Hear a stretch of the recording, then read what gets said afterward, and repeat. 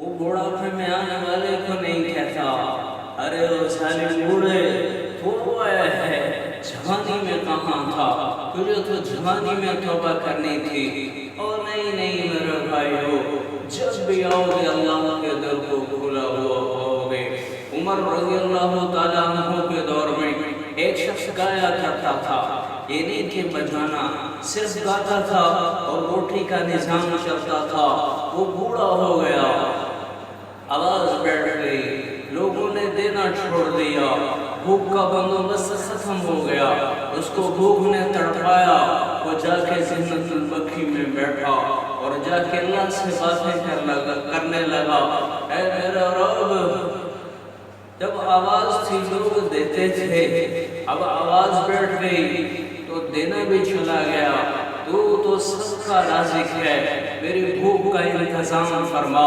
تو حضرت عمر مسجد نبوی میں سوئے ہوئے تھے، انہیں خواب میں اشارہ ہوا، اللہ نے کہا میرا ایک بندہ وہ مجھے پکار رہا ہے، جنت البقیع میں بیٹھا ہے، اس کی مدد کو دوڑو۔ تو حضرت عمر ننگے پاؤں ننگے سر بھاگے، جب اس نے دیکھا عمر تو اس نے آگے سے دوڑ لگا دی، اس کو پتا تو تھا میں کیا کرتا ہوں، اس نے سوچا شاید مجھے مارنے کے لیے آ رہے ہیں، تو اس نے دوڑ لگائی۔ تو حضرت عمر نے کہا رک جاؤ، میں خود نہیں آیا ہوں، میں بھیجا ہوا ہوں۔ اس نے کہا کس نے بھیجا ہے؟ اس عمر کہنے لگے جس کو پکار رہے تھے اسی نے بھیجا ہے۔ اور میرے عزیزو، ساری عمر گزر گئی اس کی بوڑھے کی گانے بجانے میں، گانے بولنے میں، لیکن پکارا تو ایک روٹی کی خاطر، اس پر بھی میرے اللہ نے لبیک کہا۔